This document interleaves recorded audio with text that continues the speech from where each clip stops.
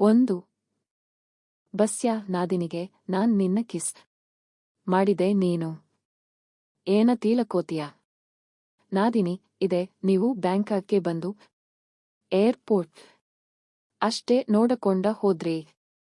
Chance ಇತ್ತು full Bangkok ನೋಡಕ್ಕೆ, but ನೀವು ಮಿಸ್ ಮಾಡ್ಕೊಂಡ್ರಿ. 2.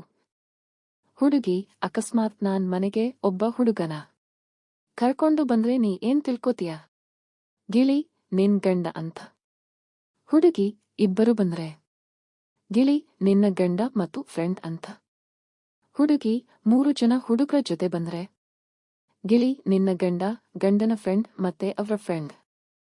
ಹುಡುಗಿ 4 ಜನ ಹುಡುಗರು ಬಂದ್ರೆ ಗಿಳಿ ಅವನರ ಕಡೆ ತಿರ್ಗಿ ಇವಳವನ್ ನಾನ್ ಆಗಲೆ ಹೇಳಿಲ್ವಾ ಇವಳು ದೊಡ್ಡ ಟಗಾರ್ ಅಂತ. ನನ್ನ ಕರ್ಮ ಆ ಬಕೆಟ್ ತಗೊಂಡು ಬಾ ಗುರು ನಾನೇ ಬಿದ್ದು ಸಾಯ್ತೀನಿ. 3. ಒಬ್ಬ ತಂದೆ ಸುಳ್ಳು ಪತ್ತೆ ಹಚ್ಚುವ ರೋಬೋಟ್ ಅನ್ನು ಖರೀದಿಸುತ್ತಾನೆ. ಅದು ಸುಳ್ಳು ಹೇಳಿದಾಗ ಜನರಿಗೆ ಕಪಾಳ ಮೋಕ್ಷ ಮಾಡುತ್ತದೆ. ಒಂದು ರಾತ್ರಿ ಊಟದ ಸಮಯದಲ್ಲಿ ಅದನ್ನು ಪರೀಕ್ಷಿಸಲು ಅವನು ನಿರ್ಧರಿಸುತ್ತಾನೆ.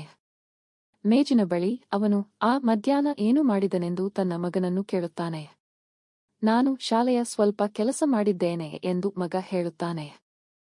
ರೋಬೋಟ್ ಮಗನಿಗೆ ಕಪಾಳ ಮೋಕ್ಷ ಮಾಡುತ್ತದೆ. ಮಗ ಹೇಳುತ್ತಾನೆ, ಸರಿ ಸರಿ, ನಾನು ಸ್ನೇಹಿತರೊಬ್ಬರ ಮನೆಯಲ್ಲಿ ಸಿನೆಮಾ ನೋಡುತ್ತಿದ್ದೆ. ಅಪ್ಪ ಕೇಳಿದರು, ನೀವು ಯಾವ ಸಿನಿಮಾ ನೋಡಿದ್ದೀರಿ ಮಗ. ಆ ಟಾಯ್ ಸ್ಟೋರಿಯೇ ಎಂದು ಹೇಳುತ್ತಾನೆ. ರೋಬೋಟ್ ಮಗನಿಗೆ ಕಪಾಳ ಮೋಕ್ಷ ಮಾಡುತ್ತದೆ. ಮಗ ಸರಿ ಸರಿ, ನಾವು ಕೊಳಕು ವಸ್ತುಗಳನ್ನು ನೋಡುತ್ತಿದ್ದೆವು. ತಂದೆ, ಏನು?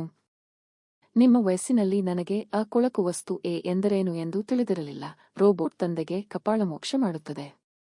ತಾಯಿ ನಗುತ್ತಾ, ಎಲ್ಲಾ ನಂತರ ಅವನು ನಿಮ್ಮ ಮಗ ಎಂದು ಹೇಳುತ್ತಾರೆ. ರೋಬೋಟ್ ತಾಯಿಯನ್ನು ಕಪಾಳ ಮೋಕ್ಷ ಮಾಡುತ್ತದೆ. ರೋಬೋಟ್ ಈಗ ಮಾರಾಟಕ್ಕಿದೆ. 4.